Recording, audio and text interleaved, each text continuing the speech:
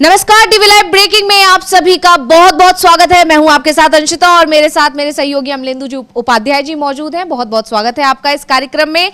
तो जिस तरह से अभी बिहार में घमासान मचा हुआ है, क्योंकि सीटों का बंटवारा एनडीए के अंदर हो चुका है और सीटों के बंटवारे से पहले ही वहां पर बवाल मचा हुआ था। सीटों का बंटवारा हुआ, उसने और ज्यादा बवाल मचा दिया। लेकिन अब जब से कैंडिडेट की लिस्ट आई है, उसके बाद से एनडीए की मुश्किलें और बढ़ती जा रही हैं। बीजेपी के कार्यकर्ता अलग नाराज हैं, एलजेपीआर के कार्यकर्ता अलग नाराज हैं और वहीं दूसरी तरफ जेडीयू में भी घमासान मच गया है, क्योंकि बहुत ज्यादा नाराजगी देखी जा रही है। कैंडिडेट्स का कहना है कि मेहनत हमने की, पार्टी के झंडे हमने उठाए और टिकट उनको दे दिया गया जो पैसे दे रहे हैं। इस तरह के गंभीर आरोप बीजेपी के कार्यकर्ताओं की तरफ से लगाए जा रहे हैं, जेडीयू के कार्यकर्ताओं की तरफ से लगाए जा रहे हैं, चिराग पासवान के कार्यकर्ताओं की तरफ से लगाए जा रहे हैं। लगातार वहां पर घमासान बढ़ता जा रहा है। वहीं दूसरी तरफ अभी भी कैंडिडेट्स का कहना है कि आलाकमान को इस पर पुनर्विचार करना चाहिए। जो टिकटों का बंटवारा हुआ है, उसको लेकर इस तरह की खबरें निकल कर आ रही हैं और जिस तरह से घमासान मचा हुआ है,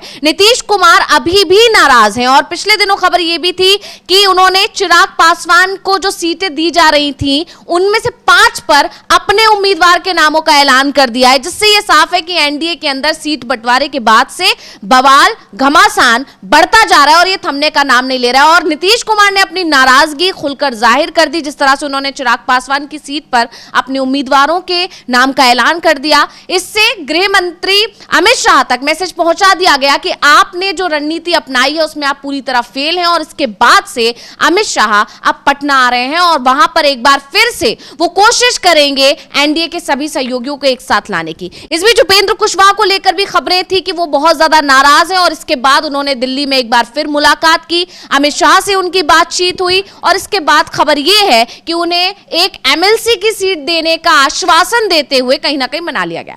तो अमलेंदु जी, आपके पास आना चाहूंगी। जिस तरह से बिहार में बवाल मचा हुआ है, एनडीए के जो सहयोगी दल हैं आपस में ही भिड़े हुए दिखाई दे रहे हैं। नीतीश कुमार की तरफ से यानी जेडीयू की तरफ से जो सीट, जो अब टिकट बंटवारे का जो ऐलान किया गया, जो उम्मीदवारों की जो सूची आई है, उसमें ये साफ साफ दिख रहा है कि वो इंडिया को हराने के लिए नहीं बल्कि अपने ही सहयोगियों को हराने के लिए काम कर रहे हैं। उसमें जिस तरह से उन्होंने चयन किया है उम्मीदवारों का, जो जातिगत समीकरण उन्होंने साधने की कोशिश की है, वो तो उन्हीं के सहयोगियों के लिए मुश्किल खड़ी कर रहा है। यानी कि बीजेपी के लिए भी मुश्किल खड़ी कर रहा है। सवर्णों पर उन्होंने पहली लिस्ट की अगर हम बात करें तो कई सवर्णों को उन्होंने टिकट दिया है। इसके अलावा उपेंद्र कुशवाहा के जो कोर वोटर हैं उनको साधने की कोशिश की है। तो ये तो बीजेपी के लिए और एनडीए के लिए बड़ा मुश्किल भरा होने वाला है जो चुनाव है बिहार का इस बार।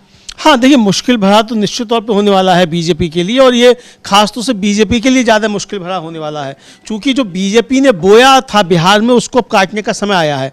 नीतीश कुमार को जिस तरीके से बीजेपी ने साइडलाइन करने की कोशिशें की और काफ़ी हद तक उसमें कामयाब भी हुए, लेकिन अब नीतीश कुमार जो है वो अपने दांव से बीजेपी को पटकनी देने वाले हैं, ऐसा दिखाई पड़ रहा है। तो अब नीतीश कुमार ने जो दांव चले हैं, हालांकि इस बार जो उन्होंने टिकट बंटवारे किए हैं उसमें जो उनका जो जाति समीकरण है वो ज़्यादा से ज़्यादा बीजेपी के वोट बैंक पे चोट करता हुआ दिखाई पड़ता है, ये साफ तौर पर समझ में आ रहा है। और बीजेपी जिस तरीके से टिकट बंटवारे कर रही है और जो जिस तरीके से अंदर उनमें संघर्ष बढ़ रहा है बीजेपी में, उससे ये साफ समझ में आ रहा है कि मामला बहुत ज़्यादा ख़राब हो चुका है और अमित शाह को इसलिए भागकर पटना पहुँचना पड़ रहा है। और 3 दिन रहेंगे अमित शाह पटना, मतलब बिहार में, और यहाँ तक बताया जा रहा है कि वो कई क्षेत्रों में जाकर खुद जो है निगरानी करेंगे, जो नॉमिनेशन हो रहे हैं कि नॉमिनेशन के बीच कुछ गड़बड़ी ना हो जाए। तो इतना ज़्यादा डर बीजेपी को लग रहा है कि नॉमिनेशन के समय भी गड़बड़ हो सकती है। तो अमित शाह जो है वो 3 दिन डेरा डाले रहेंगे बिहार में। तो ये समझा जा सकता है कि एनडीए में सब कुछ ठीक ठाक नहीं है। उपेंद्र कुशवाहा को जिस तरीके से मनाने की कोशिश की गई है, वो सोशल मीडिया पर वायरल हो रहा है। वो पत्र जो है दिलीप जायसवाल का कि उनको जो है आश्वासन दिया गया है एक एमएलसी की भाजपा अपने कोटे से देगी। अगर इस तरीके से बीजेपी दबाव में आ रही है उपेंद्र कुशवाहा के, तो समझा जा सकता है कि उपेंद्र कुशवाहा के दबाव में अगर बीजेपी आ रही है तो नीतीश जो है वो अपना खेल किस तरीके से आगे करेंगे। जी बिल्कुल, हम दिलीप जायसवाल का बयान भी सुन सकते हैं जिसमें उन्होंने इस बात का जिक्र भी किया है कि उपेंद्र कुशवाहा और गृह मंत्रालय के बीच यानी गृह मंत्री अमित शाह के बीच क्या क्या बातचीत हुई। एक बार सुन लेते हैं दिलीप जायसवाल को। बड़े भाई श्री उपेंद्र कुशवाहा जी और राष्ट्रीय अध्यक्ष रालोमो आज गृह मंत्री जी और राष्ट्रीय अध्यक्ष भारतीय जनता पार्टी से मुलाकात हुई और इतना ही नहीं, इसके बाद चुनाव प्रचार कैसे हो और नॉमिनेशन का कैसे कार्यक्रम हो, सारे चीज़ पर आज इन्होंने दिल्ली में समीक्षा किया। और जो मैंने कहा था कि एनडीए चट्टानी एकता के साथ चुनाव में जा रही है, तो उपेंद्र भाई भी और सभी लोग मिल करके कल से नॉमिनेशन में सब लोग लगेंगे। अभी इनके रालोमो का जो है, जिसमें जिनको भी टिकट उम्मीदवार बनाना है या जो कॉन्स्टिट्यूंसी का नाम है, अभी थोड़ी देर बाद माननीय उपेंद्र जी उसको प्रेस में रिलीज भी करेंगे। और इनके साथ साथ जो इनको 6 सीट का विधानसभा का उम्मीदवारी मिला है, उसके साथ साथ भारतीय जनता पार्टी जो भी पहला अवसर मिलेगा गठबंधन धर्म का पालन करते हुए इनको एक एमएलसी का भी, सदस्य बिहार विधान परिषद का भी सीट देने का काम करेगी। और हम लोग का जो है बहुत ही पूरी ताकत के साथ हम एनडीए जो है, आज हम सब चीज़ में फर्स्ट किए हैं। हम लोगों ने सबसे पहले सीट शेयरिंग में हम सबसे पहले एनडीए गठबंधन ने जारी किया, उसके बाद उम्मीदवार घोषणा में भी एनडीए सबसे आगे रहा। तो एनडीए का ये जो संवाद और जो है ये हमारा ये बहुत ही स्पष्ट है, पारदर्शी है और उस पारदर्शिता के साथ हम चुनाव में जा रहे हैं। तो अभी हम दिलीप जायसवाल को सुन रहे थे, लेकिन अमलेंदु जी, गौर करने वाली बात यह है कि दिलीप जायसवाल ये दिखाने की कोशिश कर रहे हैं कि एनडीए में सब कुछ ठीक है। और ये कोई पहली बार नहीं है, लगातार ये देखा जा रहा है कि एनडीए के जो सहयोगी दल थे वो एक तरफ तो धर्मेंद्र प्रधान से मिलने तक के लिए राजी नहीं थे, नित्यानंद राय से मिलने तक के लिए राजी नहीं थे, लेकिन तब भी बीजेपी के नेताओं की तरफ से, चाहे वो सम्राट चौधरी हो, दिलीप जायसवाल हो, ऑल इज वेल ही कहा जा रहा था। और अभी भी यही दिखाई दे रहा है, जबकि इसके दूसरी तरफ चिराग पासवान अपना दबाव बनाने में कामयाब रहे, 29 सीटें दी गई और इसके बाद से नाराजगी दिखाई जा रही है। नीतीश कुमार ने खुलकर नाराजगी जाहिर कर दी। नीतीश कुमार ही नहीं, गिरिराज सिंह जो खुद केंद्रीय मंत्री हैं, बीजेपी के बड़े नेता हैं, उन्होंने भी इस पर नाराजगी जाहिर की कि बीजेपी आलाकमान ने जो ये फैसला लिया है बिल्कुल गलत लिया है। यानी सीधे सीधे तरीके से गृह मंत्री अमित शाह पर ही सवाल खड़े हो रहे हैं कि उनकी रणनीति इस बार पूरी तरह फेल हुई है। और उसी रणनीति के फेल होने के बाद आसार ये है कि उन्हें 3 दिन के लिए बिहार में जाकर डेरा डालना पड़ रहा है। और वहीं दूसरी तरफ बीजेपी की तरफ से कहा जा रहा है कि सब कुछ ठीक चल रहा है, लेकिन बीजेपी बहुत ज्यादा दबाव में दिखाई दे रही है यहां पर। हाँ बिल्कुल, एक तो अंशिता, पहले बीजेपी ने कोशिश की थी नीतीश कुमार पर दबाव बनाने की। प्रधानमंत्री जिस तरीके से गए और कहा कि हम नरेंद्र और नीतीश दो आपके जो है भाई हैं, यानी ये साफ कर दिया कि दोनों बराबर बराबर के भाई हैं। अब नीतीश कुमार बड़े भाई नहीं है, पहले ये साफ किया। उससे पहले एक भी बात अभी तक नहीं कहा है कि नीतीश कुमार जो है मुख्यमंत्री पद का चेहरा होंगे। नीतीश कुमार पर एक दबाव बनाने की कोशिश की, लेकिन परिस्थितियां ऐसी बनी कि नीतीश कुमार अड़ गए कि हम चाहे आधी सीट ज़्यादा लड़ें, बीजेपी से आधी सीट ज़्यादा लड़ेंगे। उसके बाद फिर वो 101 दोनों को बराबर बराबर का बंटवारा हो गया। और अब जिस तरीके से नीतीश ने जो कैंडिडेट उतार दी, जो सीटें मिली थी चिराग पासवान को, इसके बाद ही समझा जाए कि नीतीश कुमार ने अपना दांव चल दिया है। तो अब बीजेपी के सामने संकट ये है कि बिना नीतीश कुमार के चुनाव मैदान में जा भी नहीं सकते हैं, और नीतीश कुमार के कद का कोई बीजेपी के पास नेता भी नहीं है, ये संकट है। जबकि इंडिया गठबंधन के पास नीतीश के कद के नेता हैं वहाँ, तो ये बीजेपी के सामने संकट है। वरना बीजेपी अकेले जाने का भी साहस करती, लेकिन वो साहस नहीं कर पा रही है और नीतीश कुमार उसकी मजबूरी बने हुए हैं। लेकिन नीतीश कुमार मजबूरी तो बने हुए हैं, लेकिन नीतीश कुमार को धक्का देना भी बीजेपी को जरूरी लगता है कि नीतीश कुमार इस स्थिति में रहे कि ब्लैकमेलिंग जो है वो चुनाव के बाद ना कोई हो पाए जनता दल की तरफ से। तो ये सारी गोटें बिछाई गई थी बीजेपी की तरफ से। लेकिन अब जो जाल बिछाया बीजेपी ने, बीजेपी अपने ही जाल में फंसती हुई फिलहाल नजर आ रही है। और ये साफ मालूम पड़ता है कि अमित शाह को अगर दौड़ के भाग के पहुंचना पड़ रहा है बिहार और 3 दिन डेरा डालना पड़ रहा है, तो इसका मतलब साफ है कि परिस्थितियां एनडीए में कुछ ठीक ठाक नहीं हो। जिस तरह की खबरें आई कि किस तरीके से जेडीयू के दफ्तर के बाहर, बीजेपी के दफ्तर के बाहर धरना प्रदर्शन हो रहे हैं, जिंदाबाद मुर्दाबाद के नारे लग रहे हैं, उससे ये साफ तौर पे जाहिर होता है कि कुछ ना कुछ गड़बड़ बहुत ज़्यादा एनडीए में है। और टिकट बंटवारे से ना बीजेपी का कार्यकर्ता खुश है, ना जेडीयू का खुश है। चिराग पासवान, उपेंद्र कुशवाहा और जीतन राम मांझी तो खुश है ही नहीं। ये सामने आ रहा है। जी बिल्कुल। और अंदर खाने खबर ये भी आ रही है कि अब नीतीश कुमार ने जब ये देख लिया है कि उपेंद्र कुशवाहा भी दबाव बनाने में कामयाब रहे हैं और चिराग पासवान ने तो सबसे ज्यादा दबाव बना ही लिया, क्योंकि बात चल रही थी 22 सीटें देने की, लेकिन 29 सीटें दे दी गई बीजेपी आलाकमान की तरफ से। इस पर जेडीयू की तरफ से ऐतराज जताया गया कि जब तक बात बिहार में चल रही थी, पटना में चल रही थी, 22 सीटों की बात थी, लेकिन दिल्ली जैसे ही ये मीटिंग शिफ्ट हुई उसके बाद उनको 29 सीटें दे दी गई। तो ऐसे में अब जेडीयू भी दबाव की राजनीति पर काम कर रही है, रणनीति पर काम कर रही है और शर्त रखी गई है कि अब सभी सहयोगी लिखकर दें कि जब अगर एनडीए की सरकार बनती है बिहार में तो जो मुख्यमंत्री होंगे वो नीतीश कुमार ही होंगे। मुंह जुबानी किसी भी बात पर विश्वास करने के लिए राजी नहीं है जेडीयू, क्योंकि जेडीयू के कार्यकर्ता भी नीतीश कुमार पर दबाव बना रहे हैं। वो इस तरह से कि ये सारी चीजें देखी जा रही हैं कि कैसे एलजेपीआर ने अपनी बात मनवाई, कैसे उपेंद्र कुशवाहा ने अपनी बात मनवाई। वहीं जीतन राम मांझी की अगर बात की जाए तो उन्होंने भी 2 सीटों पर उम्मीदवार को ऐलान कर दिया जो कि चिराग पासवान को दी गई हैं। तो यहाँ पर एनडीए के अंदर ही घमासान मचा हुआ है, यहाँ महागठबंधन से लड़ाई जैसी तो चीज ही नहीं दिखाई दे रही। हाँ, नहीं, महागठबंधन से लड़ाई है भी नहीं, और जो लड़ाई है वो एक तरह से देखा जाए बीजेपी का जो गठबंधन है एनडीए, उसमें आपस में लड़ाई बहुत ज़्यादा है। बीजेपी में एनडीए में 2 गुट जो है बन गए हैं, तो एक बीजेपी का गुट है और एक नीतीश कुमार का गुट है, और दोनों गुटों में आपस में खूब जो है वो उठापटक हो रही है। चिराग पासवान चुनाव तो लड़ रहे हैं बिहार में, लेकिन टिकट बांट रहे हैं दिल्ली में, उनके टिकट बच रहे हैं दिल्ली से। तो अब समझा जा सकता है कि कितनी गंभीरता से वो चुनाव लड़ रहे हैं। तो इसको भी लेकर सवाल उठ रहे हैं, और यही जनता दल यू के कार्यकर्ता सवाल उठा रहे हैं कि जो व्यक्ति खुद जो है बिहार में आने की जहमत नहीं उठा रहा और उसको आपने जो थी 29 सीटें आपने दे दी, जबकि उसका एक भी विधायक नहीं था, और जीतन राम मांझी के 4 विधायक थे तो उनको आपने 6 सीटों पर निपटा दिया। ये सवाल भी उठ रहे हैं। तो ये काफ़ी ज़्यादा गंभीर सवाल बीजेपी के ऊपर उठ रहे हैं, और ये आरोप लग रहे हैं कि नीतीश कुमार को कमज़ोर करने के लिए चिराग पासवान को बढ़ाया जा रहा है। ये आरोप अब लग रहे हैं और बीजेपी इसके पीछे खेल कर रही है। ये आरोप जनता दल यू के कार्यकर्ता भी खुलेआम लगाते हुए दिख रहे हैं।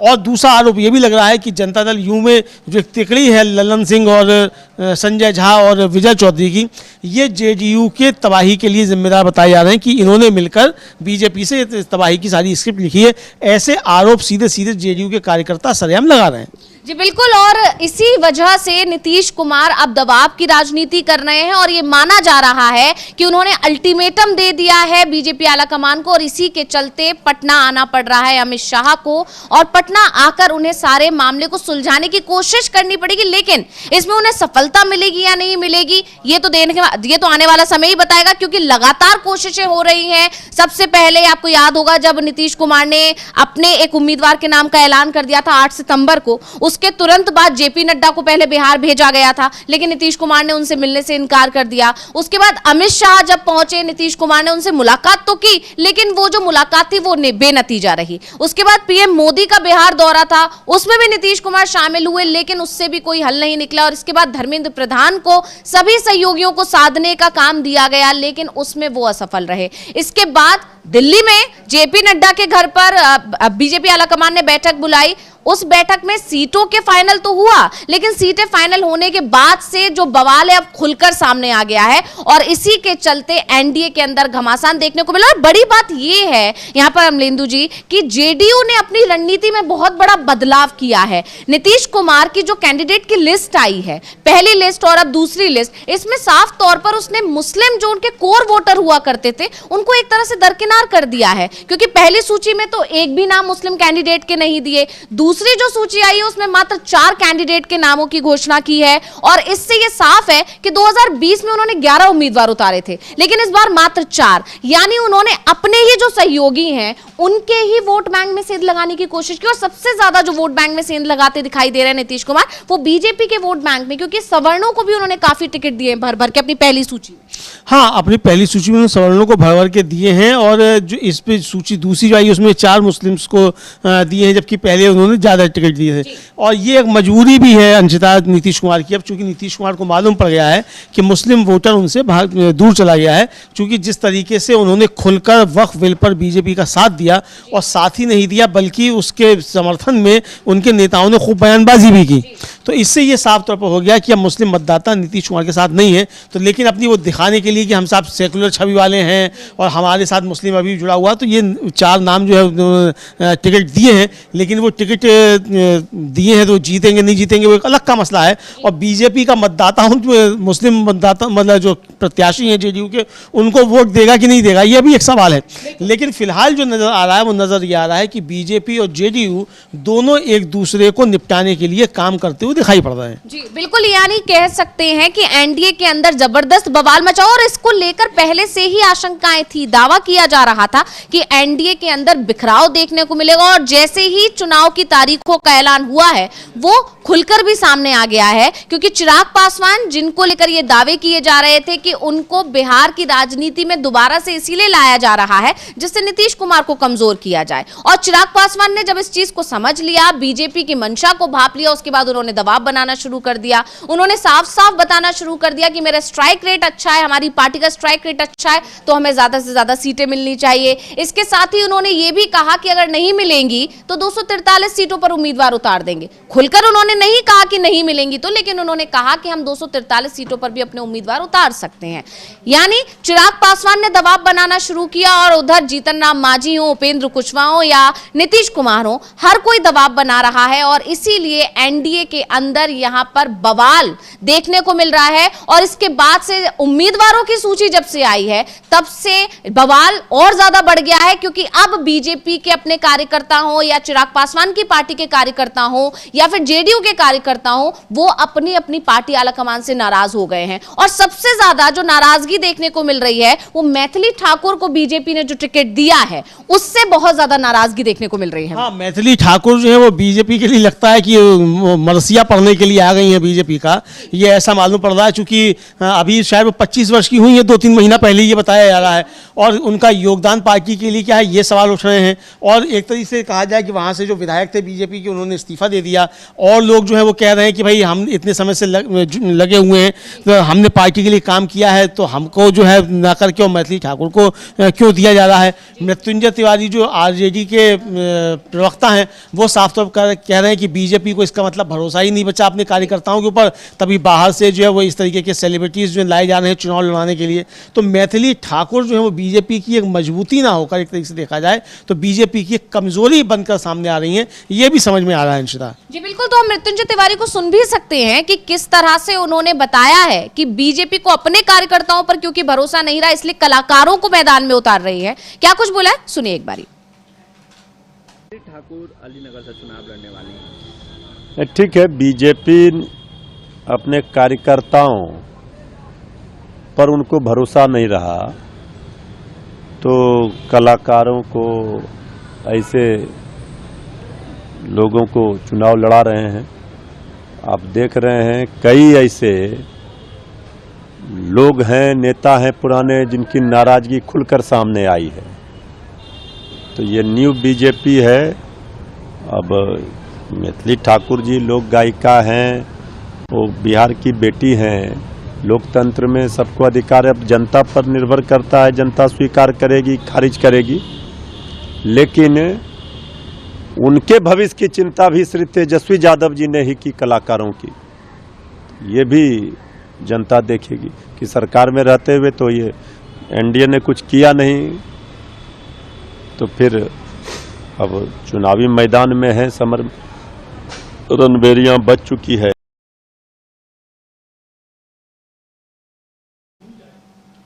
तो अभी हम मृत्युंजय तिवारी को सुन रहे थे, उन्होंने साफ साफ कहा है कि बीजेपी के लिए बहुत बुरी स्थिति है बिहार में, उनके पास कैंडिडेट अच्छे नहीं हैं, इसलिए अब वो कलाकारों को चुनावी मैदान में उतार रहे हैं। लेकिन मैथिली ठाकुर को टिकट देने के बाद से बीजेपी के अपने कार्यकर्ता बहुत ज्यादा नाराज हैं, जैसा कि हम अभी जिक्र भी कर रहे थे अमलेंदु जी, किस तरह से वहां पर बीजेपी कार्यालय जो है उसके बाहर जाकर प्रदर्शन कर रहे हैं, धरना प्रदर्शन कर रहे हैं, बैठकर लोग नाराजगी जाहिर कर रहे हैं कि हमने इतने साल पार्टी को दिया और ऐसे किसी को भी बुलाकर पार्टी ने टिकट दे दिया है, ऐसे नाराजगी साफ साफ दिखाई दे रही है। और इसीलिए अब हालात हाथ से निकलते हुए दिखाई दे रहे हैं बीजेपी आलाकमान के। यही वजह है कि बीजेपी आलाकमान को अमित शाह को पटना आना पड़ रहा है, सहयोगियों को साधने के लिए भी और अपने ही नेताओं और कार्यकर्ताओं को साधने के लिए भी, क्योंकि अब खुलकर, अब चुनावों का समय है, यहां पर तैयारियों में जुटना चाहिए, अब जिस तरह से वहां पर फोकस करना चाहिए। लेकिन बीजेपी पहले सहयोगियों को साधने में लगी रही,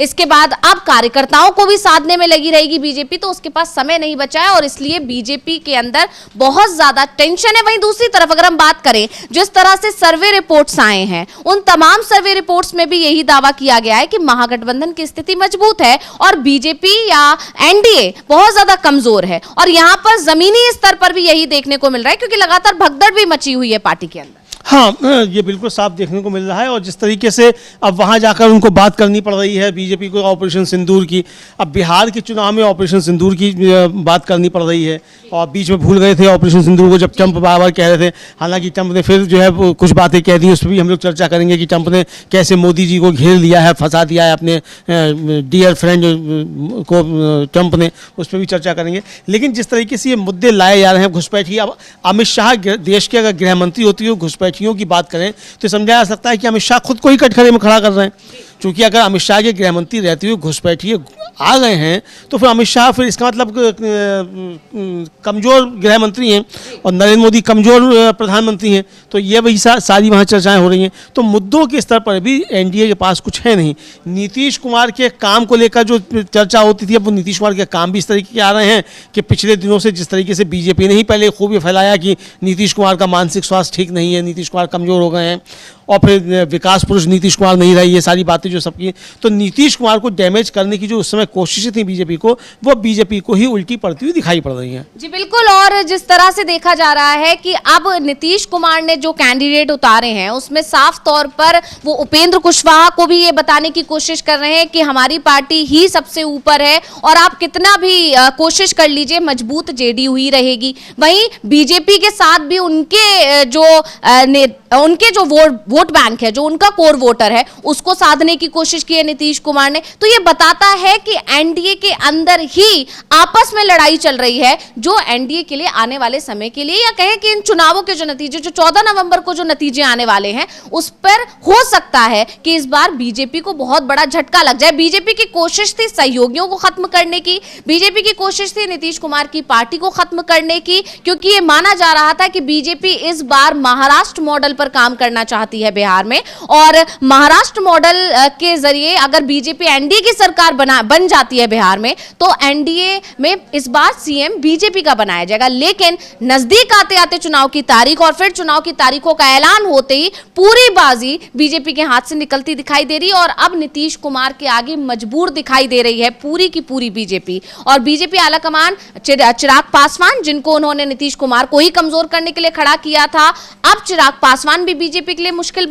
खड़ी कर रहे हैं। उपेंद्र कुशवाहा हो या जीतन राम मांझी, ये तो शुरुआत से ही आंख दिखा ही रहे थे बीजेपी को। लगातार उपेंद्र कुशवाहा कह रहे थे जो लोकसभा चुनाव में हुआ वो यहां विधानसभा चुनाव में नहीं होने देंगे। जीतन राम मांझी भी अपनी मांगों पर अड़े हुए थे, हालांकि उनकी मांग नहीं मानी गई, उन्हें मात्र 6 सीटें दी गई हैं, लेकिन उन्होंने चिराग पासवान की 2 सीटों पर जो उनको दी जा रही हैं उस पर अपने उम्मीदवार उतार कर बता दिया है कि वो शांत बैठने वाले नहीं है। और जेडीयू तो लगातार इस कोशिश में है कि कैसे वो बीजेपी को अब कमजोर कर दे, यानी आपस में अब लड़ाई जेडीयू और बीजेपी के बीच ज्यादा दिखाई दे रही है। हाँ, और एक आपको याद होगा अंशिता कि जिस तरीके से परसों था वो एक ही समय पर 3 ट्वीट एक ही भाषा में आए, कॉमा फुल स्टॉप तक बदला हुआ नहीं था। सम्राट चौधरी का, उपेंद्र कुशवाहा का और एक और किसका आया था, सम्राट चौधरी का, उपेंद्र कुशवाहा का था और एक और किसी का था, चिराग पासवान का, तीनों का, कि जी जान से तैयार हैं और एनडीए तैयार है, इस तरीके आए थे।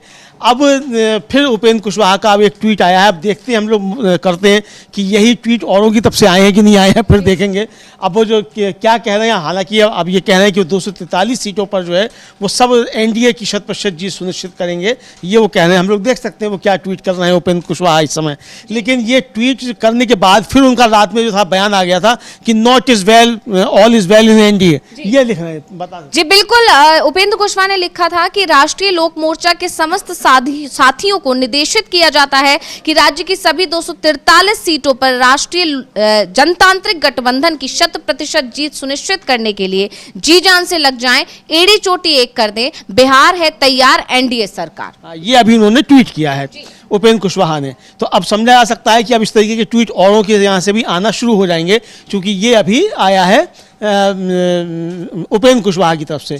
तो अब देखते हैं कि और किस किस के इस तरीके के ट्वीट आते हैं। हालांकि एक खबर चल रही है कि जो रविशंकर प्रसाद हैं, बीजेपी के बड़े नेता बताए जाते हैं, उनका कहना है कि थोड़ी बहुत तो जो है वो इस तरह की चीज़ें होती रहती हैं, कार्यकर्ता नाराज रहते हैं, उनको समझाया जाएगा। यानी एक तरीके से ये समझा जाए कि कार्यकर्ता नाराज़ हैं, इस बात को मान लिया है बीजेपी ने कि इस गठबंधन से बीजेपी का कार्यकर्ता भी सहमत नहीं है। तो बीजेपी के अंदर भी इसको लेकर टूटन है और एनडीए के अंदर तो टूटन है ही, ये साफ तौर पर समझ में आ रहा है। जी बिल्कुल। वहीं एलजेपीआर के जो नेता हैं अभय सिंह, उन्होंने अपनी नाराजगी जाहिर की क्योंकि उनको टिकट नहीं मिला।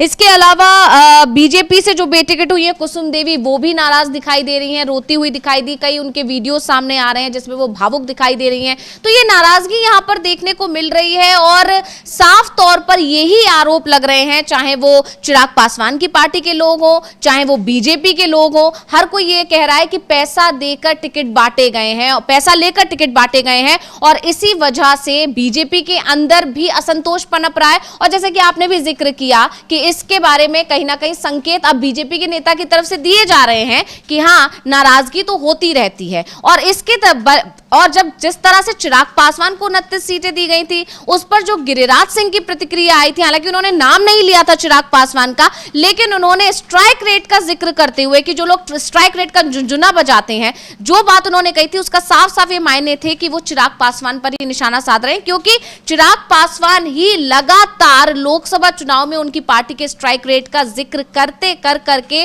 विधानसभा चुनाव में ज्यादा से ज्यादा सीटों पर दावेदारी पेश कर रहे थे। और इसी के चलते चिराग पासवान का विरोध इतना ज्यादा बढ़ गया है एनडीए के अंदर और उसका अब बीजेपी को नुकसान उठाना पड़ रहा है। हालांकि बीजेपी इतना दबाव में आई कि उसको खुद जो सीटें वो चिराग पासवान को देने वाली थी, उन सीट्स पर उसने अपने उम्मीदवारों का ऐलान भी कर दिया। और ये कहीं ना कहीं सहयोगियों का दबाव भी है, क्योंकि चिराग पासवान को 29 सीटें देकर बीजेपी ने अपने लिए एक मुसीबत मोल ले ली है और इसीलिए अब बीजेपी बहुत ज्यादा टेंशन में है और अमित शाह को अब बिहार में आकर चीजें संभालनी पड़ेंगी, लेकिन वो संभाल पाएंगे या नहीं, ये एक बड़ा सवाल है। हाँ, बिल्कुल बड़ा सवाल है। और अंशिता, जिस तरीके से नीतीश कुमार ने टिकट बंटवारा किया है, उससे एक चीज तो साफ समझ में आ रही है कि नीतीश कुमार ने पहला दांव चल दिया है कि एनडीए में सबसे बड़ी पार्टी बनकर नीतीश कुमार की जेडीयू उभरे, ताकि बीजेपी को खुरपेच करने का कोई अवसर मिले ही नहीं।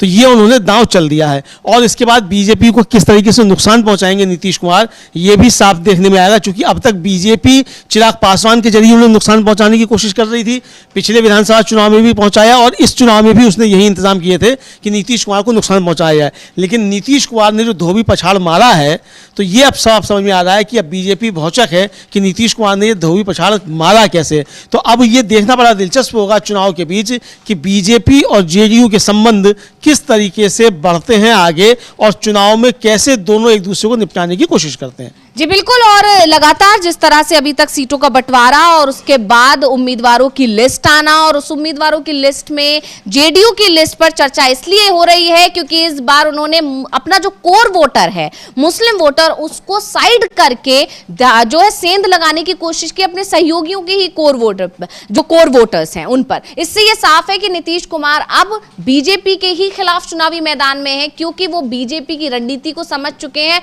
और इसलिए एक बार फिर दावे होने लगे हैं कि अगर नीतीश कुमार के साथ कोई खेल बीजेपी ने करने की कोशिश की तो नीतीश कुमार उसी रणनीति पर काम कर रहे हैं कि वो बार्गेनिंग पावर अपने हाथ में रखेंगे और फिर हो सकता है कि पलटी भी मार जाए। हाँ बिल्कुल, ये बिल्कुल पलटी मारने के बारे में तो खैर तेजस्वी यादव खुद विधानसभा में कह चुके हैं कि हमारे चाचा पलटी नहीं मारेंगे, इस बात की गारंटी तो मोदी जी भी नहीं दे सकते हैं। जो मोदी जी सबकी गारंटी दे रहे थे, मोदी की गारंटी है, तो उस मोदी की गारंटी पर तेजस्वी यादव ने कहा था। और अभी भी जो बहुत सी जो कॉन्स्पिरेसी थ्योरीज चलती रहती हैं, उसमें कॉन्स्पिरेसी थ्योरी ये चल भी रही है कि नीतीश कुमार जो है बीजेपी को इस बार सबक सिखाएंगे कायदे से। तो चूंकि अभी तक बीजेपी उनको परेशान कर रही थी, तो नीतीश कुमार समझ रहे हैं कि अगर बीजेपी रहेगी तो नीतीश कुमार को परेशान करती रहेगी। तो अब नीतीश कुमार क्या करते हैं, सवाल ये कि क्या इंडिया का गठबंधन उनको लेने को तैयार होगा? लेने को भले ही तैयार ना हो, अब देखिए बहुत सी बातें चलती रहती हैं, लेकिन परिस्थितियां ऐसी बन जाती हैं कि सारी चीज़ें धरी की धरी रह जाती हैं, समीकरण दूसरे बन जाते हैं। तो अब चुनाव के बाद क्या होगा तो उस पर अभी तो कोई चर्चा नहीं की जा सकती कि पलटी मारेंगे कि नहीं मारेंगे, क्या करेंगे। फिलहाल तो जो दिख रहा है संघर्ष एनडीए के अंदर, वो निश्चित तौर पर साफ तौर पर दिखाई पड़ रहा है कि सीटों का बंटवारा होने के बावजूद एनडीए में अभी तक सब कुछ ठीक ठाक नहीं हुआ है, और इसीलिए अमित शाह को पहुंचकर पटना मतलब बिहार पहुंचना पड़ रहा है। आज वो पहुंचेंगे और वहां 3 दिन रहेंगे, तो ये एक बड़ी खबर अंशिता इस समय समझी जा सकती है। जी बिल्कुल। और वही महागठबंधन में सीटों के बंटवारे को लेकर जो चर्चाएं चल रही है, जिस तरह से कोशिश की जा रही है बीजेपी नेताओं की तरफ से कि वो महागठबंधन पर सभी का ध्यान शिफ्ट कर दे, क्योंकि एनडीए के अंदर बवाल मचा हुआ है, उससे ध्यान भटकाने के लिए महागठबंधन को घेरने की कोशिश की जा रही है। आरोप लगाए जा रहे हैं कि राहुल और तेजस्वी ही एक दूसरे के साथ नहीं है, तेजस्वी राहुल को हराने के लिए काम करते हैं, बहुत तरह के गंभीर आरोप लगाए जा रहे हैं। और उस पर कांग्रेस नेता है मदन मोहन झा, उनका बयान आया और उन्होंने बीजेपी के या फिर एनडीए के नेताओं की तरफ से जो भी दावे किए जा रहे हैं, उन्हें पूरी तरह से एनडीए गठबंधन की तरफ से जो दावे किए जा रहे हैं उन्हें पूरी तरह खारिज करने की कोशिश की है, और पूरा अपना जो बयान देकर महागठबंधन में किस तरह से सब कुछ ठीक है ये बता दिया है। और जल्दी अब ऐलान भी होने वाला है सीटों के बंटवारे का, जल्दी ये भी दावे किए जा रहे हैं, लगातार खबरें बनी हुई हैं। और अब हम पहले सुन लेते हैं मदन मोहन झा को, क्या कुछ कहा है उन्होंने। सिंबल दिया जा रहा है महागठबंधन के नेताओं को, लेकिन अभी तक सीट शेयरिंग की घोषणा नहीं की गई। जहाँ तय हो गया होगा, कल लास्ट डे चुनाव है, तो मैं समझता हूँ जहाँ आपस में सबका कोऑर्डिनेशन हो गया होगा तो 2-4 आदमी को दे दिए होंगे। मैं समझता हूँ ये कोई माने ऐसा बात नहीं है जिसको बहुत ही नोटिस लिया जाए। ये होता है, अंडरस्टैंडिंग में बढ़ता है, एक बार लिस्ट पब्लिश हो जाएगा। कांग्रेस कितनी सीटों पर लड़ रही है ये तो आज पता चलेगा, लेकिन हमको लगता है जो बहुत ही सम्मानजनक स्थिति में कांग्रेस लड़ेगी। कितने होना चाहिए सम्मानजनक सीटें? नहीं, ये तो हमारे हाईकमान तय करे। वैसे हम लोग 243 सीट पर में पूरे मुस्तैदी से लड़ेंगे, चाहे महागठबंधन का कोई भी उम्मीदवार हो। लेकिन कल विरोध किया गया है सर, पटना एयरपोर्ट पर जब आपके प्रभारी आपके प्रदेश अध्यक्ष पहुंचे हैं तो मारपीट भी हुई है। हम नहीं थे, लेकिन हम आप ही के चैनल पर देखे हैं कुछ। ये सब रिएक्शन होता है, जिनको नहीं मिलता उनके समर्थक उत्साही रहते हैं, वो कुछ कर देते हैं। मैं समझता हूँ कोई ऐसा प्रॉब्लम नहीं है जिसका समाधान नहीं निकल पाए, सब निकल जाएगा।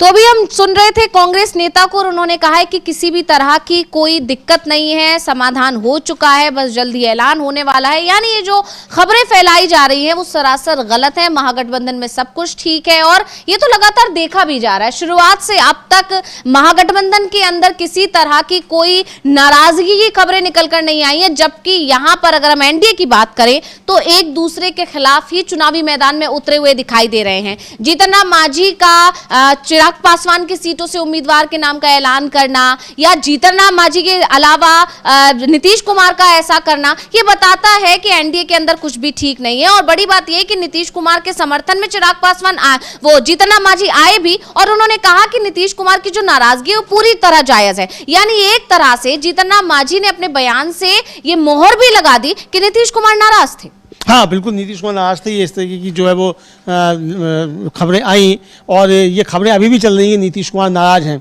और ये समझा जा सकता है अंशिता कि नीतीश कुमार नाराज है, तो नीतीश कुमार को मनाने के लिए अब चर्चा ये हो रही है कि अमित शाह जाएंगे उन्हें मनाने के लिए खुद।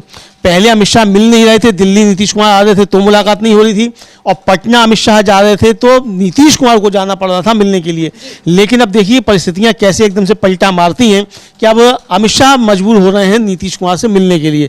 तो एक तरीके से देखा जाए कि चिराग पासवान के जरिए जो खेल करने की कोशिश की बीजेपी ने, वो खेल बीजेपी को उल्टा पड़ता हुआ समझ में आ रहा है, और नीतीश कुमार का दबाव बढ़ता हुआ नजर आ रहा है। और नीतीश कुमार भी अब झुकाने की स्थिति में पहुंच गए हैं बीजेपी को, और बीजेपी अब झुकने को तैयार भी दिख रही है।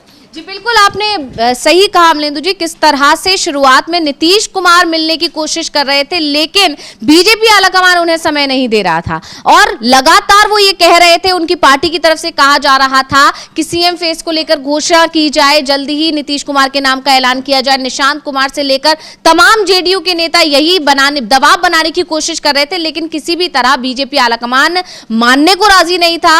ऑपरेशन सिंदूर का जिक्र कर करके, आपको याद होगा एक रैली थी पीएम मोदी की बिहार में, और उसमें जो पूरे होर्डिंग्स लगाए गए थे या पूरी जो डेकोरेशन उसकी की गई थी, उसमें ऑपरेशन सिंदूर का जिक्र किया गया था और उसके सहारे से वोट मांगने की कोशिश की गई थी, लेकिन उसका असर होता दिखाई नहीं दिया। यहां तक कि जो तमाम सर्वे रिपोर्ट्स बिहार में आई हैं अभी तक, जमीनी स्तर पे तमाम जो एजेंसियां हैं उनके सर्वे रिपोर्ट्स में पीएम मोदी की लोकप्रियता कम दिखाई गई। उसके बाद से पीएम मोदी गायब दिखाई दे रहे हैं यहाँ पर। हाँ, पीएम मोदी यहाँ पर अब गायब दिखाई दे रहे हैं और अब मोर्चा जो है अमित शाह को संभालना पड़ रहा है। तो यहाँ दोनों बातें हैं कि यानी जब लोकप्रियता कम होने का मामला होता है और ये होता है कि अब आएगा कि हम मोदी जी की वजह के बाद भी जो हार गए, तब फिर जो है वो आने लगता है इस पर कि भाई अब तो दूसरे को सौंपा जाए, तो वो पहुंच जाते हैं। इधर जो अंशतः एक मज़ेदार बात और चल रही है, केसी त्यागी हैं, जेडीयू के बड़े नेता हैं, और उनसे एक सवाल पूछा गया कि नीतीश कुमार को जो है मतलब वो जाएंगे जेडीयू छोड़कर क्या चुनाव के बाद, या इस तरह की पूछा गया, तो उन्होंने कहा कि वही नीतीश कुमार एकनाथ शिंदे नहीं है।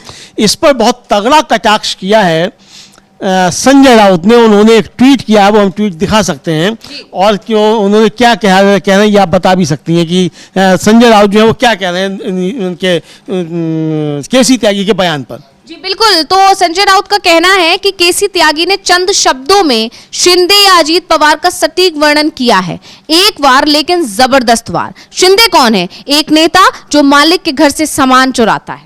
जी, अब यानी कि आग जो है, मतलब चुनाव बिहार में हो रहा है और आग महाराष्ट्र में लग रही है और बीजेपी के घर में लग रही है। अब केसी त्यागी को ये कहने की क्या आवश्यकता थी कि नीतीश कुमार एकनाथ शिंदे नहीं है? जी बिल्कुल, है ना, ये बात तो हम लोग कह रहे थे, तो हम लोग कहते हैं, तो हम लोग तो ठीक विश्लेषक है, कुछ भी कह सकते हैं किसी के लिए। अगर एनडीए के एक घटक दल का नेता दूसरे घटक दल के नेता के लिए कहे कि भाई ये वो नहीं है कि आप उनके साथ निपटा लें, तो इसका मतलब जो हम लोग चर्चा कर रहे हैं अंशिता लगभग आधे घंटे से ज़्यादा से कि एनडीए में सब कुछ ठीक ठाक नहीं है, तो ये एनडीए में सब कुछ ठीक ठाक नहीं है, इसकी बानगी ये भी सामने आ रही है। वरना केसी त्यागी साहब को ये कहने की कोई आवश्यकता नहीं थी कि नीतीश कुमार एकनाथ शिंदे नहीं हैं। यानी ये बात सही है कि बीजेपी कोशिश कर रही है नीतीश कुमार को एकनाथ शिंदे बनाने की, ये बात है, और इसको एक तरीके से देखा जाए तो पर्दे के पीछे से जेडीयू स्वीकार कर रही है। तो अब नीतीश कुमार ने जो दांव चले हैं वो यही दांव हैं कि चुनाव के बाद किसी भी तरीके से नीतीश कुमार एकनाथ शिंदे ना बन पाए, बीजेपी की कोशिशें कामयाब ना हो। यानी कि महाराष्ट्र मॉडल जो लागू करने की कोशिश बीजेपी कर रही थी, और आपको याद होगा दिसंबर 2024 में अमित शाह से जब सवाल किया गया था कि बिहार विधानसभा चुनाव में अब जाने वाले हैं क्योंकि 2025 आने वाला था, तो ऐसे में वहां पर सीएम फेस का कौन होगा अगर एनडीए चुनाव में उतरेगा, तो वहां पर अमित शाह की तरफ से कहा गया था कि यह फैसला ऐसे नहीं होता है, बीजेपी की पार्लियामेंट्री बोर्ड की बैठक होगी, उसमें यह फैसला लिया जाएगा। यह जवाब बिल्कुल वैसा ही था जैसे कि महाराष्ट्र चुनाव के दौरान दिया गया था, और उसी के बाद से चर्चा चल पड़ी थी कि नीतीश कुमार के साथ बीजेपी इस बार खेल करना चाहती है, और उसके बाद से नीतीश कुमार अपनी रणनीति पर लग गए। बीजेपी आलाकमान को आखिरकार आज झुकना पड़ा है, और अब शर्त नीतीश कुमार की तरफ से रखी गई है कि अब लिखित में उन्हें सभी घटक दलों की तरफ से चाहिए कि अगर एनडीए की सरकार बनी बिहार में तो नीतीश कुमार को ही सीएम की कुर्सी दी जाएगी। अब किसी भी तरह मुंह जुबानी बात पर अब विश्वास नहीं किया जाएगा। यानी बड़ी बात यह है कि चुनाव में उतर रहा है पूरा एनडीए, घटक दल एक साथ उतर के दावे कर रहे हैं। जब हमने उपेंद्र कुशवाहा की ट्वीट को भी पढ़ा, इस पे पहले भी लगातार यही दावे किए जा रहे हैं कि महागठबंधन जो एनडीए है वो एकजुट है, किसी तरह का कोई मतभेद नहीं है। दिलीप जायसवाल का भी यही कहना है कि सीट बंटवारा हो चुका है, सब उससे संतुष्ट हैं। इसके बाद लगातार बीजेपी को यह आगे आकर कहना पड़ रहा है कि ऑल इज वेल, लेकिन यहां पर देखने को यह मिल रहा है कि बीजेपी के अंदर या एनडीए के अंदर सहयोगी आपस में लड़ते हुए दिखाई दे रहे हैं, तो ये ऑल इज वेल की स्थिति तो नहीं है। हाँ बिल्कुल, ऑल इज वेल की स्थिति तो किसी हाल में नहीं है अंशिता, ये तो साफ तौर पर समझ में आ रहा है। और अगर ऑल इज वेल की स्थिति होती तो अब ट्वीट कुछ भी करते हैं, आप दिन में ट्वीट कर रहे हैं उपेंद्र कुशवाहा की एनडीए है तैयार, और रात को कह रहे हैं कि एनडीए में ऑल इज वेल नहीं है। दूसरी बात अंशिता, जो आपने कहा कि नीतीश कुमार कह रहे हैं कि भाई लिखित में अब दीजिए कि आप मुख्यमंत्री बना जाएगा, जाहिर सी बात है कि अगर आप उपेंद्र कुशवाहा के सामने झुक सकते हैं और आप लिखित में भी दे रहे हैं और घोषणा भी कर रहे हैं कि उनको एक एमएलसी की सीट बीजेपी अपने कोटे से देगी, तो नीतीश कुमार के बारे में आप घोषणा क्यों नहीं कर सकते कि मुख्यमंत्री यही बनेंगे अगर सरकार बनती है? जी। तो या तो बीजेपी आश्वस्त नहीं है कि सरकार नहीं बन रही है, इसको लेकर मतलब कि सरकार बन रही है इसको लेकर आश्वस्त नहीं है कि एनडीए की सरकार बन रही है, या फिर ये है कि कोई गड़बड़ करना चाहती है नीतीश के साथ, इसको लेकर है। तो दोनों ही परिस्थितियों में एनडीए में मामला ठीक ठाक नहीं है, इतना तो साफ समझ में आ रहा है। बिल्कुल, सहयोगियों को भरोसा ही नहीं रहा है बीजेपी पर। आपको याद होगा चिराग पासवान दिल्ली जाने से पहले जो उनका बयान आया था, दिल्ली में जब चर्चा हो रही थी, जब बैठकों के लिए बुलाया जा रहा था, हालांकि चिराग पासवान दिल्ली में ही मौजूद थे, लेकिन उससे पहले जो उनका बयान आया था उसमें उन्होंने साफ साफ कहा था कि पहले ही सारी चीजें क्लियर हो जानी चाहिए। और उसके बाद अब हम जो नीतीश कुमार की बात कर रहे हैं उनका भी यही कहना है कि मुंह जुबानी कोई बात नहीं चलेगी, जो भी है लिखित। यानी साफ है कि एनडीए एकजुट होकर चुनावी मैदान में उतर जरूर रहा है, लेकिन बीजेपी आला कमान पर किसी को भरोसा नहीं है, क्योंकि उसका जो इतिहास है वो अपने सहयोगियों को धोखा देने का रहा है। हाँ बिल्कुल, अपने जो सहयोगियों को धोखा देने का रहा है, तभी तो केसी त्यागी को कहना पड़ रहा है कि नीतीश कुमार एकनाथ शिंदे नहीं है जी। मतलब इससे ज्यादा बड़ा बयान और क्या हो सकता है अंशिता, कि अगर केसी त्यागी ये कहें कि नीतीश कुमार एकनाथ शिंदे नहीं है, तो ये साफ तौर पर समझा जा सकता है कि ये मतलब कि बीजेपी किस तरीके से अपने सहयोगी को निपटाती है, और सहयोगी ये बात समझ रहे हैं। दूसरे सहयोगी जो हैं वो समझ रहे हैं कि किस तरीके से एक सहयोगी का हाल बीजेपी ने महाराष्ट्र में किया, तो यही हाल इसीलिए अड़े हुए थे नीतीश कुमार कि भले ही हम एक सीट ज़्यादा लड़ें लेकिन हम बीजेपी से ज़्यादा लड़ेंगे, इसीलिए अड़े हुए थे नीतीश कुमार, और नीतीश कुमार एक तरीके से उसमें कामयाब भी हुए। तो अब ये बीजेपी के ऊपर दबाव है। अब बीजेपी के अब चुनाव के बाद क्या परिस्थितियां बनती हैं, क्या खेल होता है, वो एक अलग का मसला है, लेकिन फिलहाल जो है वो ठीक तो कुछ दिखाई नहीं पड़ रहा है एनडीए में, ये तो साफ तौर पर नजर आ रहा है। बिल्कुल, और अमित शाह का पटना आना, जब जहां पर चुनाव की तैयारियां अब जोरों पर है, जहां पर देखा जा रहा है कि सीट बंटवारे के बाद अब कैंडिडेट की घोषणा हो चुकी है, ऐसे में अमित शाह का अचानक से पटना दौरे पर आना, वो भी 3 दिन तक पटना में ही रहना, और इसमें अभी कोई ऐसी सभा की भी कोई बात नहीं आई है कि किसी तरह का उनका जन संबोधन है या कोई रैली है, इस तरह की चीजें तो हो ही नहीं सकती। तो ये सारी चीजें बता रही हैं कि बहुत ज्यादा बुरी स्थिति है इस वक्त, और सबसे ज्यादा बीजेपी ही फंसी हुई है, क्योंकि चारों तरफ से उसके सहयोगी बीजेपी पर दबाव बना रहे हैं। उपेंद्र कुशवाहा, जीतन राम मांझी, चिराग पासवान, ये सभी, और नीतीश कुमार, ये सभी लोग बीजेपी पर हावी हो गए हैं, और बीजेपी जो कोशिश कर रही थी सबसे बड़ी बनकर रहने की, जिस तरह से अगर 101 सीटों की बात की जाए, तब तक भी माना गया था कि नीतीश कुमार कहीं ना कहीं बीजेपी के आगे सरेंडर कर गए हैं, क्योंकि बीजेपी और नीतीश कुमार की तरफ से, उनकी पार्टी की तरफ से लगातार ये कहा जा रहा था कि बड़े भाई की भूमिका में हर बार की तरह हम ही रहेंगे। हालांकि बीजेपी की तरफ से दिलीप जायसवाल का ही एक बयान था जिसमें उन्होंने कह दिया था कि इस बार कोई छोटे भाई बड़े भाई की भूमिका नहीं होगी, और इस पर जेडी बिल्कुल हुआ भी ऐसा ही, बिल्कुल 101 तो कौन छोटा बड़ा, बिल्कुल वहां पर बीजेपी अपनी बात मनवाने में एक तरह से जीत गई थी, लेकिन उसके बाद से जिस तरह से जेडीयू ने अपनी रणनीति में बदलाव किया है, जिस तरह से दबाव बनाती दिखाई दे रही है जेडीयू, यहां देखा जा सकता है कि नीतीश कुमार भले ही 101 सीटों पर उस वक्त मान गए, लेकिन उन्होंने रणनीति बहुत अच्छी बनाई, और उसी का नतीजा है कि अभी एक तरह से अमित शाह के चेहरे की हवाइयां उड़ी हुई हैं। हाँ बिल्कुल, अमित शाह के चेहरे की हवाइयां उड़ी हुई हैं, ये साफ तौर पर दिखाई पड़ रहा है, और जिस तरीके से मुद्दे अब लाने की कोशिश की जा रही हैं। अंशिता, बिहार में चुनाव एक तरीके से अब शुरू हो चुका है, खुल गया है। कल पहले चरण के नॉमिनेशन का आखिरी दिन है, 17 तारीख को। प्रधानमंत्री नरेंद्र मोदी आज आंध्र प्रदेश में हैं, और प्रधानमंत्री आंध्र प्रदेश में आज भगवा वस्त्र धारण करके, सफ़ेद धोती पहनकर मंदिर में पूजा कर रहे हैं। बेचारे कुछ समय नहीं मिल पाता है, 18 घंटे काम करते हैं, तो आज पूजा करने गए हुए हैं। अब ये पता नहीं कि छुट्टी में गिना जाएगा कि नहीं गिना जाएगा, उनका पूजा में करना कि छुट्टी, कहा था ना कि वो जब से प्रधानमंत्री बने छुट्टी नहीं ली है, तो पूजा करने का टाइम जो छुट्टी में गिना जाएगा कि नहीं गिना जाएगा, ये तो पता नहीं ये छुट्टी में गिना जाएगा नहीं गिना जाएगा। लेकिन वहाँ से बिहार को संबोधित किया जा रहा है हर बार की तरह। ऑपरेशन सिंदूर की बात की जा रही है। जयराम रमेश ने इस ऑपरेशन सिंदूर को लेकर जो इस कोशिश की जा रही है, इसको लेकर उन्होंने जो है बीजेपी पर प्रहार किया है। और हम लोग सुन भी सकते हैं कि जयराम रमेश जो है इस मसले पर क्या कह रहे हैं, ऑपरेशन सिंदूर के वाले मसले पर। जी बिल्कुल, अचानक से जो ऑपरेशन सिंदूर की चर्चा फिर से होने लगी है बिहार विधानसभा चुनाव के बीच, इस पर सवाल उठा दिया है कांग्रेस नेता जयराम रमेश ने। और किस तरह से पीएम मोदी जो ऑपरेशन सिंदूर का जिक्र करके एक बार फिर कोशिश कर रहे हैं अपने पक्ष में वोटरों को लुभाने की, उस पर कैसे निशाना साधा है, सुनिए। Example that he has stopped lot of wars using trade. He has given an example of India and Pakistan. Also, he said that 7 planes were shut down. Bad things were happening, and I was talking to both of them about trade, and I said we are not going to do a trade unless they stop the war. And at the same time, another thing which has been claimed by the US President is that the Prime Minister Modi has assured him that he will not buy oil from Russia. How do you see this? देखिए, जो निर्णय भारत सरकार लेती है उसकी घोषणा Washington से होती है। राष्ट्रपति ट्रंप बताते हैं कि भारत की सरकार ने क्या निर्णय लिए हैं।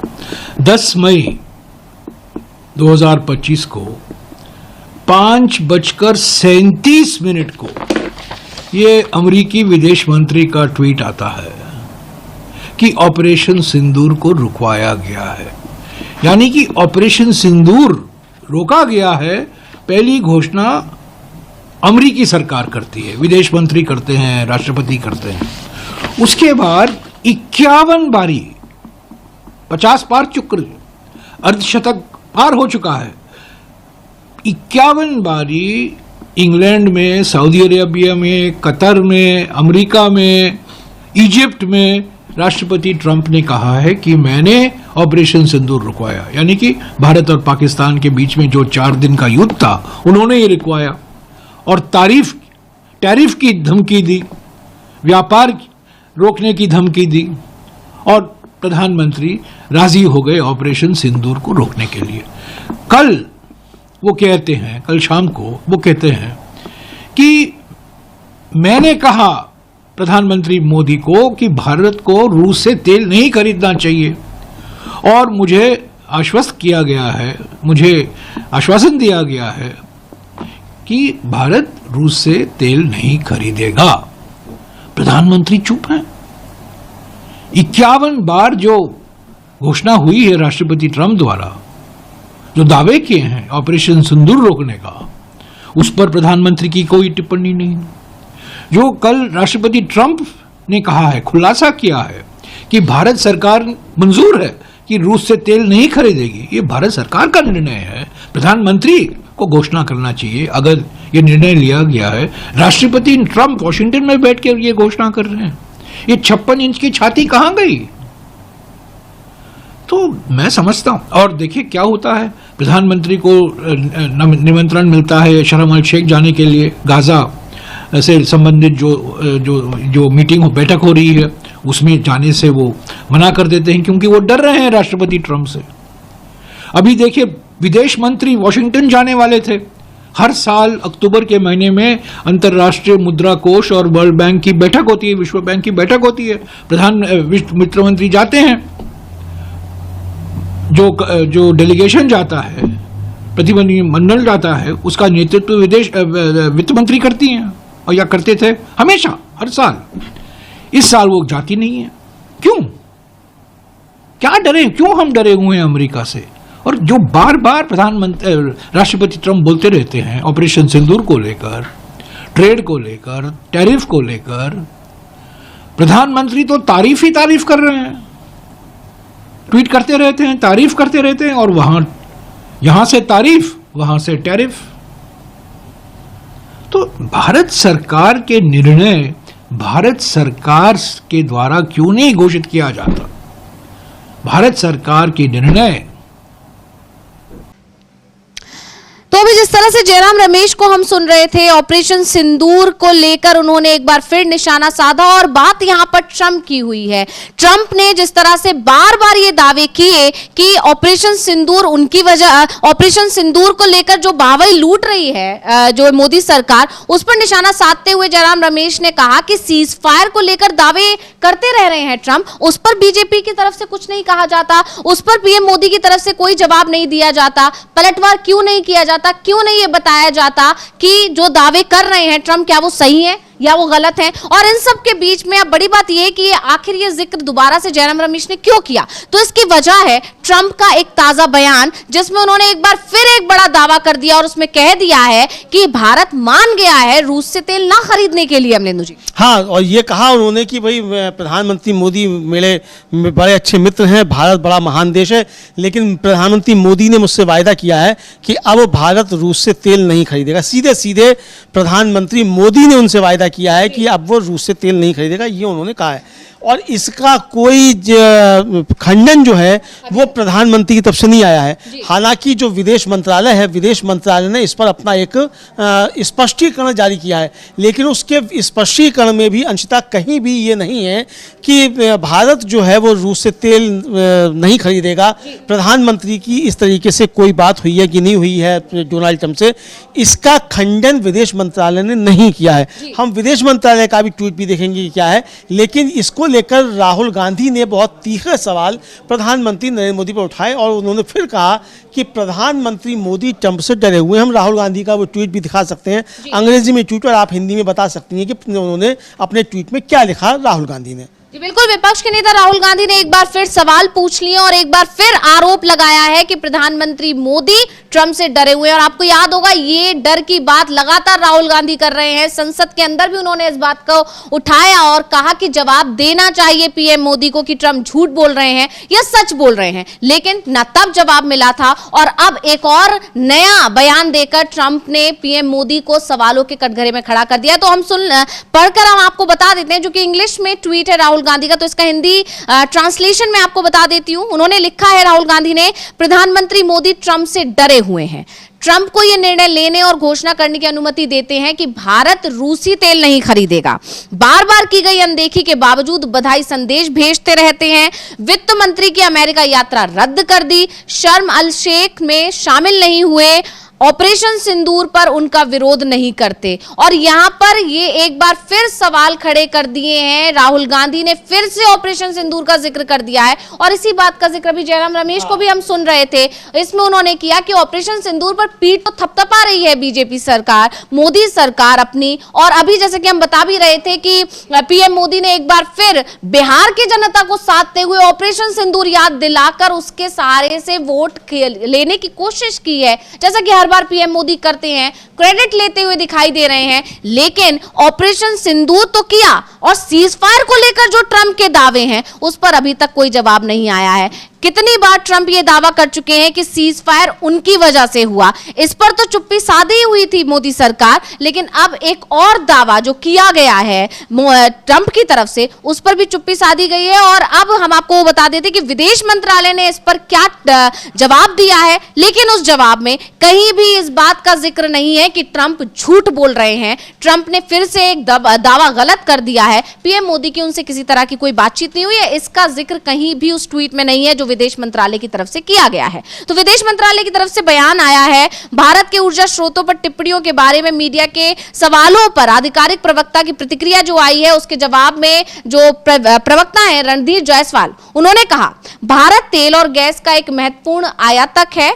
अस्थिर ऊर्जा परिदृश्य में भारतीय उपभोक्ताओं के हितों की रक्षा करना हमारी निरंतर प्राथमिकता रही है। हमारी आयात नीतियां पूरी तरह इसी उद्देश्य से निर्देशित होती हैं। स्थिर ऊर्जा मूल्य और सुरक्षित आपूर्ति सुनिश्चित करना हमारी ऊर्जा नीति के दोहरे लक्ष्य रहे हैं। इसमें हमारी ऊर्जा स्रोतों का व्यापक आधार बनाना और बाजार की स्थितियों के अनुरूप विविधीकरण करना शामिल है। जहां तक अमेरिका का संबंध है, हम कई वर्षों से अपनी ऊर्जा खरीद का विस्तार करने का प्रयास कर रहे हैं। पिछले दशक में इसमें लगातार प्रगति हुई है। वर्तमान प्रशासन ने भारत के साथ ऊर्जा सहयोग को गहरा करने में रुचि दिखाई है। इस पर चर्चा जारी है। हाँ, तो ये विदेश मंत्रालय का आधिकारिक बयान है, उनकी वेबसाइट पर है और साफ तौर पर जो प्रवक्ता हैं रणधीर जायसवाल उनका बयान है ये। और उसमें अमेरिका का संबंध है, ये तो कहा गया है कि अमेरिका का संबंध है, तो हमारी पिछले दशक में इसमें लगातार वृद्धि हुई है। लेकिन एक शब्द जो है ये नहीं है कि ट्रंप जो है आया हो इस पूरे वक्तव्य में। ट्रंप का नाम ही नहीं, और ट्रंप ने जो बयान दिया है उस पर कोई प्रतिक्रिया ये साफ तौर पर नहीं होती। यानी ये पिछले दरवाजे से बैलेंस करने की कोशिश है। प्रधानमंत्री का सीधा सीधा वक्तव्य आना चाहिए कि मैंने ट्रंप को कोई वायदा नहीं किया है कि हम रूस से तेल खरीदेंगे कि नहीं खरीदेंगे, लेकिन ट्रंप इसको लगातार दावा कर रहे हैं। कांग्रेस के नेता हैं प्रमोद तिवारी, राज्यसभा में कांग्रेस के उपनेता भी हैं, उन्होंने भी राहुल गांधी के इस ट्वीट को लेकर और प्रधानमंत्री मोदी और ट्रंप के बीच संबंधों को लेकर अपनी बात कही है। उनको भी हम सुन सकते हैं प्रमोद तिवारी की बड़ी खबर, पहले इस पर और चर्चा करेंगे, लेकिन इस वक्त की बड़ी खबर यह है कि एसआईआर का जो मुद्दा है उस पर सुप्रीम कोर्ट में एक बार फिर सुनवाई शुरू हो गई है, और इस वक्त की बहुत बड़ी खबर आ रही है। और देखने को ये है कि ये मुद्दा, जब वहां चुनाव चल पड़े हैं, वहां पर अब तैयारियां जोरों पर हैं, एसआईआर के मुद्दे पर पूरी तरह से बीजेपी घिरी हुई है। आरोप ये लग रहे हैं कि चुनाव आयोग के साथ मिली भगत है बीजेपी की, और चुनाव आयोग ये एसआईआर प्रक्रिया जो करवाई गई आनन फानन में, जल्दबाजी में जो ये प्रक्रिया करवाई गई, इसके पीछे कहीं ना कहीं बीजेपी को फायदा पहुंचाना ही मकसद है। और ये आरोप इसलिए और ज्यादा गहरे हो गए क्योंकि महाराष्ट्र में जो निकाय चुनाव होने, उससे पहले एसआईआर प्रक्रिया को भी रोकने की कोशिश की जा रही है। हाँ, उससे पहले भी एसआईआर प्रक्रिया को रोकने की कोशिश की जा रही है। महाराष्ट्र में जो स्थानीय निकाय हैं उसमें रोकने की जो कोशिश की जा रही है, इसलिए ये काफी ज्यादा महत्वपूर्ण हो जाता है। और सुनवाई शुरू हो गई है, वहां की भी हम लोग बताते हैं क्या क्या चल रहा है। अभी वरिष्ठ अधिवक्ता डॉक्टर अभिषेक मनु सिंघवी, गोपाल शंकर नारायण और एडवोकेट प्रशांत भूषण और वृंदा गोवर याचिकाकर्ताओं की तरफ से पेश हुए, और सीनियर एडवोकेट राकेश द्विवेदी चुनाव आयोग की तरफ से पेश हुए। जस्टिस सूर्यकांत ने कहा कि सबसे पहले हम चुनाव आयोग की बात सुनेंगे। इस पर प्रशांत भूषण ने कहा कि मैं केवल अपने द्वारा प्रस्तुत हलफनामों के बारे में बताना चाहता हूं, हमने हलफनामा सत्यापित करके दाखिल किया है, उस मतदाता के सभी विवरण। तो जस्टिस सूर्यकांत ने कहा कि इसका मामले के गुणदोष पर कोई प्रभाव नहीं करता। इस पर वृंदा गोवर ने कहा कि उन्हें मेरे आवेदन पर जवाब दाखिल करना था, हम डेटा पर काम कर रहे हैं। इस पर द्विवेदी ने कहा कि हम अलग से जवाब दाखिल करेंगे। प्रशांत भूषण ने कहा जहां तक बिहार का सवाल है अब जांच करना मुश्किल होगा, लेकिन उनके नियमों, दिशा निर्देशों, नियमावली 2003 के दिशा निर्देशों का पालन किया जाना चाहिए, ये साफ तौर पर कहा है प्रशांत भूषण ने। तो अब ये वहां सुनवाई चल रही है, यहां हम आपको उसके बारे में भी बताते चलते हैं कि क्या वहां सुनवाई चल रही है। जी बिल्कुल, और एसआईआर का मुद्दा बहुत बड़ा मुद्दा है, बिहार चुनाव पर इसका बहुत ज्यादा असर पड़ेगा ये तय माना जा रहा है। और इसी के चलते जैसे ही इधर एसआईआर प्रक्रिया शुरू हुई थी, उसके तुरंत बाद आपको याद होगा जुलाई में जो बिहार बंद का ऐलान किया गया था, और उस बिहार बंद को जो राहुल गांधी के नेतृत्व में किया गया, तेजस्वी यादव के नेतृत्व में किया गया, उसको पूरा समर्थन जनता ने दिया था। और इससे ये साफ हो गया था कि एसआईआर प्रक्रिया के शुरू होने से बिहार की जनता बेहद नाराज है, और ये समझ रही है कि इससे बीजेपी को फायदा पहुंचाने की कोशिश की जा रही है। और इसके बाद जब वोटर अधिकार यात्रा निकाली गई तेजस्वी यादव और राहुल गांधी के नेतृत्व में, उसको भी जनता का पूरा समर्थन मिला, और पूरी जो विपक्ष है ये जनता तक संदेश पहुंचाने में कामयाब नजर आया कि बीजेपी और चुनाव आयोग एक साथ मिलकर बिहार की जनता के साथ खेल कर रहे हैं, उनके अधिकारों को छीनने की कोशिश कर रहे हैं। सवाल ये भी लगातार उठे हैं जब से एसआईआर प्रक्रिया हुई, उसके बाद पहले ड्राफ्ट सूची आई, उसके बाद अंतिम सूची जो जारी की गई, उस पर सबसे बड़ा सवाल उठा वो ये कि जिन घुसपैठियों को बाहर निकालने के लिए ये एसआईआर प्रक्रिया की जा रही थी, यानी चुनाव आयोग की तरफ से लगातार जो दावा किया जा रहा था कि घुसपैठियों के लिए किया जा रहा है, इससे बिहार के लोगों पर असर नहीं पड़ेगा, बिहार के किसी भी वोटर का वोट नहीं काटा जाएगा, ये जो दावे किए जा रहे थे, आखिर कितने जो है घुसपैठिए निकल कर आए? ये दावे लगातार जो किए जा रहे थे एसआईआर की तरफ से, उस पर क्या जानकारी निकल कर आई, ये लगातार सवाल पूछा गया। लगातार जो सुनवाइयां चल रही हैं उसमें ये सवाल उठ रहा है कि घुसपैठियों की लिस्ट आई या नहीं आई, लेकिन इस पर भी कोई जवाब नहीं निकल कर आ रहा है। और इसी के चलते चुनाव आयोग बुरी तरह घिरा हुआ दिखाई दे रहा है, और एसआईआर पर आज फिर सुनवाई हो रही है। सभी की निगाहें इस पर टिकी हुई हैं क्योंकि ये बहुत महत्वपूर्ण है। दावे ये भी किए जा रहे हैं, लगातार चुनाव आयोग पर आरोप ये भी लग रहे थे कि इसीलिए आनन फानन में पहले एसआईआर प्रक्रिया की गई और उसके बाद आनन फानन में लिस्ट जारी की गई है, और क्योंकि सुनवाई के लिए तारीखें तय थी, उससे पहले ही चुनाव की तारीखों का ऐलान किया गया। कोशिश ये की जा रही थी कि कहीं भी किसी भी तरह से पहले चुनाव की तारीखों की घोषणा कर दी जाए, जिससे अगर सुप्रीम कोर्ट कोई फैसला लेता है तो उसका बिहार चुनाव पर कोई असर ना पड़े। एसआईआर जो बिहार में जो जारी की गई है लिस्ट, उस पर उसका कोई असर ना पड़े, क्योंकि सुप्रीम कोर्ट की तरफ से लगातार ये कहा जा रहा था कि अगर इसमें गड़बड़ियां पाई गई तो इसे रद्द भी किया जा सकता है। यहां पर चुनाव आयोग बुरी तरह घिरा हुआ है, लगातार सुप्रीम कोर्ट की तरफ से नाराजगी जाहिर की गई है, तीखी टिप्पणियां आई हैं, लगातार चुनाव आयोग को निर्देश दिए गए हैं, निर्देश नहीं माने गए हैं चुनाव आयोग की तरफ से, तो सुप्रीम कोर्ट की तरफ से आदेश तक जारी करने पड़े हैं और चुनाव आयोग बहुत ज्यादा बैकफुट पर भी नजर आया है। ऐसे में एसआईआर पर बड़ी सुनवाई आज एक बार फिर हो रही है सुप्रीम कोर्ट में, और जिस तरह से देखा जा रहा है इस पर चुनाव आयोग घिरा हुआ दिखाई दे रहा है। इसके लगातार अपडेट हम आप तक पहुंचाते रहेंगे। लगातार अभी एक आप देख सकते हैं, लगातार इस पर हम अपडेट देंगे, इस पर लाइव आपको पूरी सुनवाई क्या कुछ हो रहा है सुप्रीम कोर्ट में आपको पल पल की जानकारी देते रहेंगे, और इस पर हम लगातार बने हुए हैं आपके साथ। और वहीं दूसरी तरफ बिहार में जिस तरह से एनडीए के अंदर घमासान, दूसरी तरफ एसआईआर का मुद्दा ये बीजेपी के लिए मुसीबत बना हुआ है। वहां देखा जा रहा है कि इन तमाम मुद्दों से ध्यान भटकाने के लिए एक बार फिर पीएम मोदी ऑपरेशन सिंदूर को लेकर आए हैं। बावई लूटने की कोशिश की गई है, जिस पर जयराम रमेश ने अपनी प्रतिक्रिया दी। क्या कुछ बोले, एक बारी जयराम रमेश को सुन लेते हैं। Example that he has stopped a lot of wars using trade. He has given an example of India and Pakistan also. He said that 7 planes were shut down. Bad things were happening, and I was talking to both of them about trade, and I said we are not going to do a trade unless they stop the war. And at the same time, another thing which has been claimed by the US President is that the Prime Minister Modi has assured him that he will not buy oil from Russia. How do you see this? देखिए, जो निर्णय भारत सरकार लेती है उसकी घोषणा Washington से होती है। राष्ट्रपति ट्रंप बताते हैं कि भारत की सरकार ने क्या निर्णय लिए हैं। 10 मई 2025 को 5:37 को ये अमेरिकी विदेश मंत्री का ट्वीट आता है।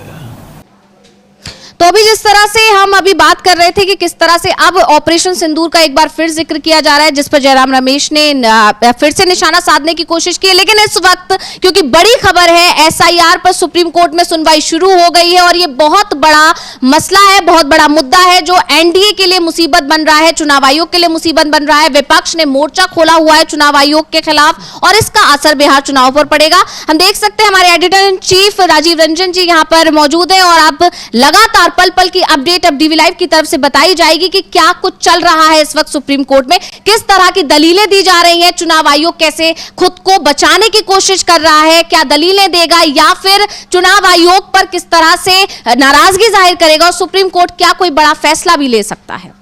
जी बहुत बहुत शुक्रिया अंशिता इन तमाम जानकारियों के लिए। और सबसे बड़ा दिन आज एसआईआर पर उधर सुप्रीम कोर्ट में सुनवाई चल रही है। बहुत महत्वपूर्ण दिन इसलिए क्योंकि सुप्रीम कोर्ट में एसआईआर पर लगातार सुनवाई जारी है। पिछले 3 महीने से लगभग चौथा महीना यह चल रहा है और एसआईआर यानी special intensive revision of electoral rolls in Bihar, और बिहार में जबकि अभी चुनाव का वक्त है और नामांकन की तिथियां जो हैं वो नजदीक आ गई हैं। 17 तारीख को पहले फेज के लिए और 20 तारीख को दूसरे फेज के नामांकन की आखिरी तारीख है। और उस बीच अगर एसआईआर की वैधता पर अगर सवाल उठ रहे हैं और उस पर सुनवाई हो रही है तो आप समझ सकते हैं कि बिहार का चुनाव एसआईआर के साये में हो रहा है, यह बात कही जा सकती है। और ऐसे में इधर 2 जजों की बेंच जिसमें जस्टिस सूर्यकांत और जस्टिस जोय माल्या वागची, ये 2 मिलकर इसकी वैधता यानी एसआईआर स्पेशल इंटेंसिव रिवीजन सही है या गलत है, इस पर आज सुनवाई शुरू हो चुकी है। सुनवाई में सबसे पहले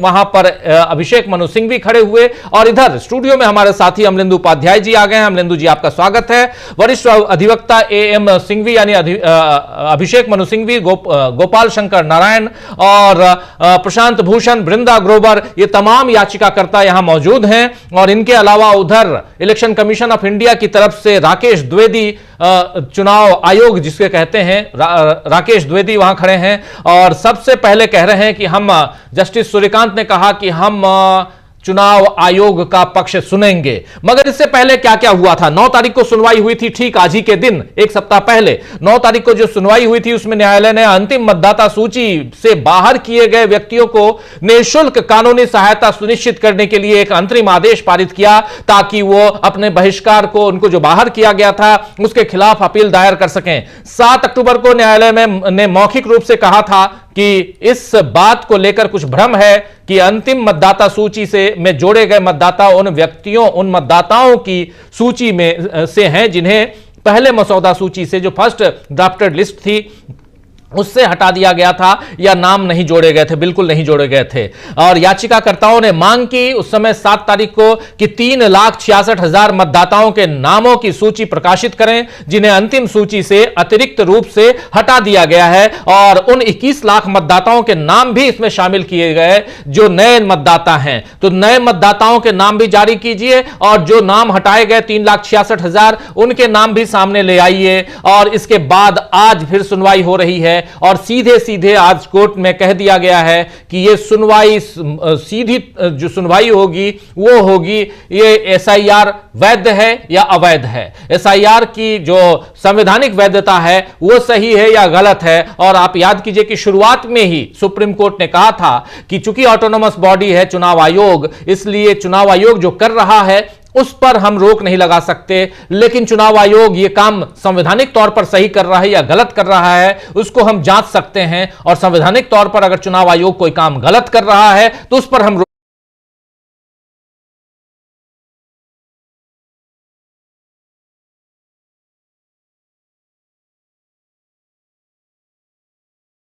अभिषेक मनु सिंह भी सबसे पहले खड़े हुए, उन्होंने क्या कुछ कहा। गोपाल शंकर नारायणन भी हैं, प्रशांत भूषण भी हैं, वृंदा ग्रोवर भी हैं। अभिषेक मनु सिंह भी 7 याचिकाकर्ताओं के लिए खड़े हैं, वृंदा ग्रोवर भी खड़ी हैं, प्रशांत भूषण भी हैं और एक याचिकाकर्ता खुद खड़े हैं, नाम है योगेंद्र यादव। योगेंद्र यादव ने भी अपनी दलीलें पेश की थी। लेकिन अमलेंदु जी, दलीलें पेश हो रही हैं, क्या कुछ चल रहा है, जरा आप तक क्या खबरें हैं बताइए। हाँ राजीव जी, आज सबसे पहले जस्टिस सूर्यकांत ने यही कहा कि सबसे पहले हम चुनाव आयोग को सुनेंगे, ये उन्होंने कहा। तो इस पर प्रशांत भूषण खड़े हुए। प्रशांत भूषण ने कहा कि